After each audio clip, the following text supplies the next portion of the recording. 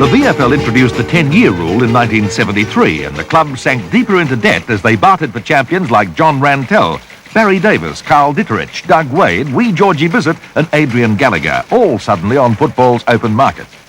The resurrection of North Melbourne began with the signing of Ron Barassi as coach and a host of star players like Wade, Davis and John Rantell. Barassi wanted experienced men around him and found them in former coaches Norm Smith and Bill Stephen.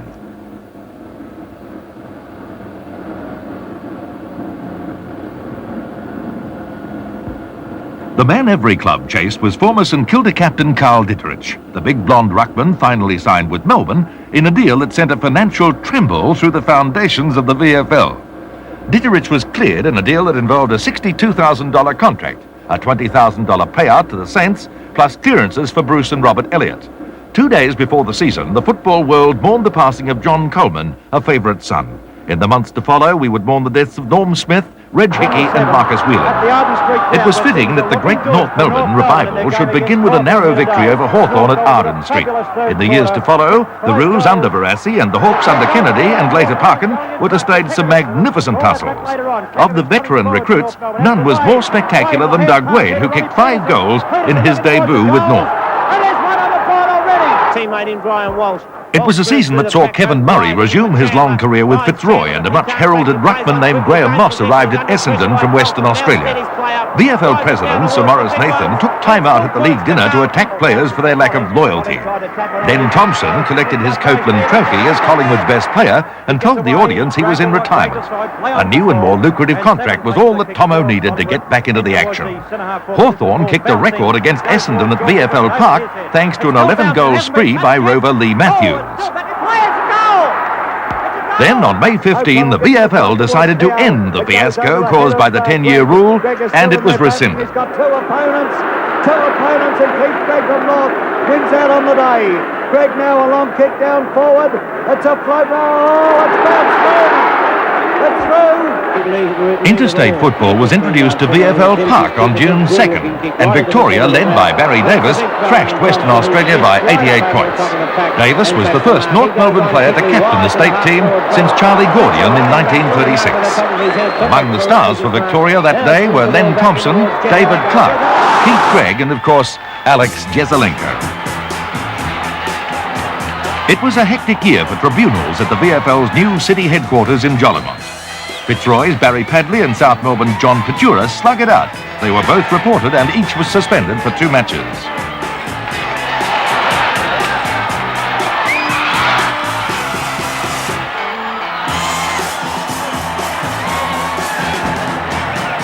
Richmond's Wayne Walsh and Essendon's Pat Wellington each paid a 2-week penalty after this dust-up.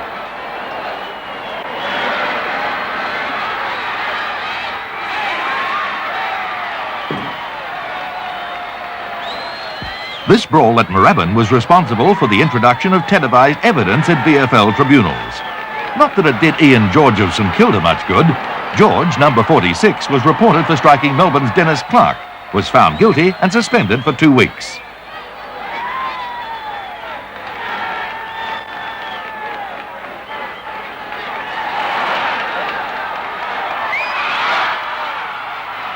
Richmond's Francis Burke got a biff from Sam Kekovich, but the North forward was found not guilty.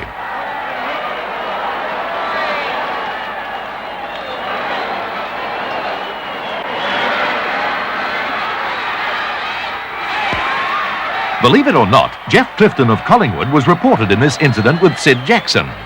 Jackson wasn't reported and Clifton wasn't suspended.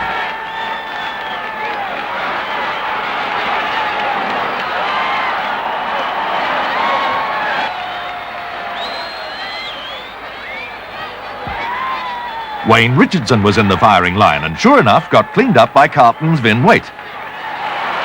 Waite was found not guilty of charging, but did get a little of his own medicine back from Ross Dunn.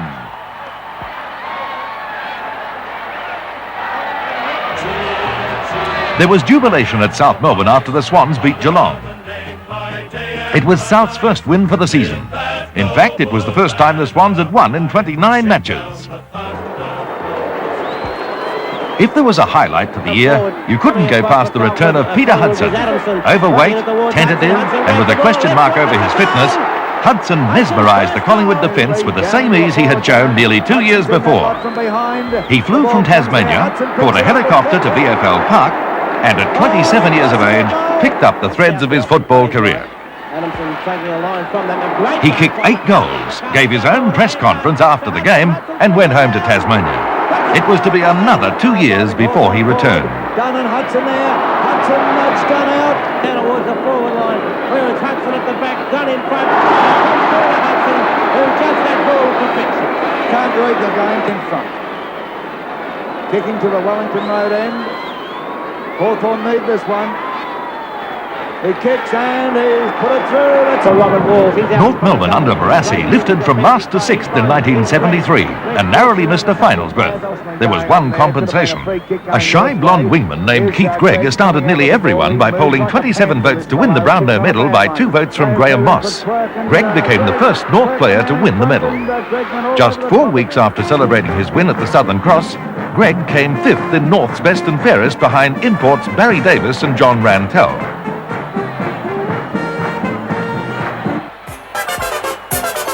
There was the grace of Keith Gregg, and there were marks like these in 1973.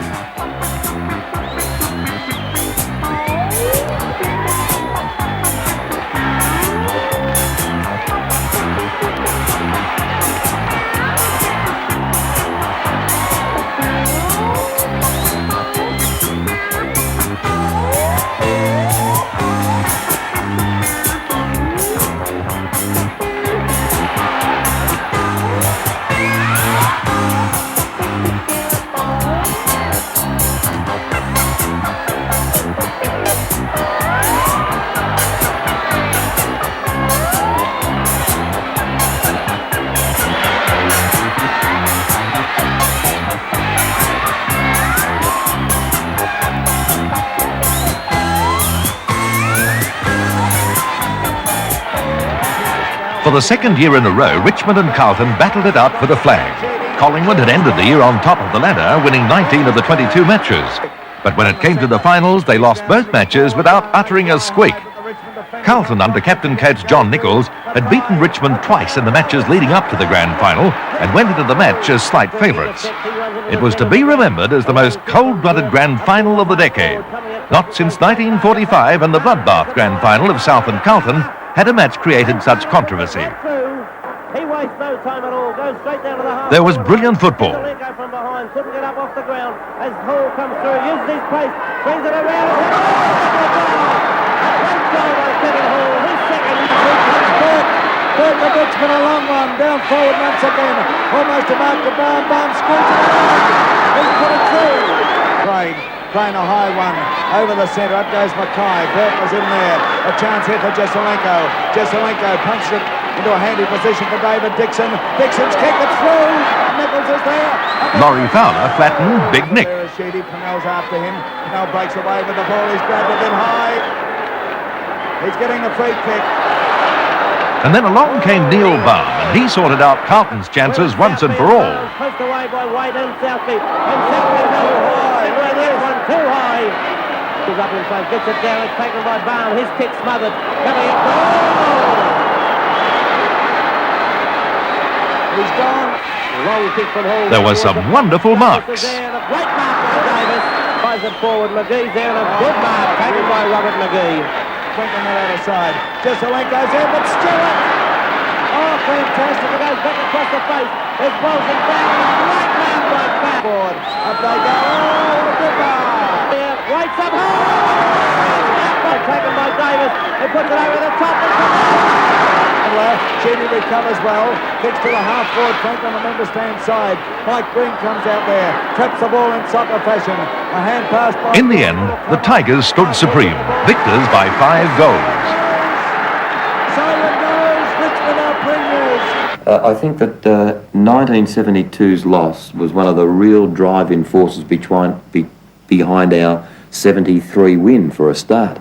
I can remember after the game, Paul Sproul saying to me, who incidentally played a fantastic game in 73, said to me, "You had your easiest day of your life today." He said there was no known way our players were going to get beaten today.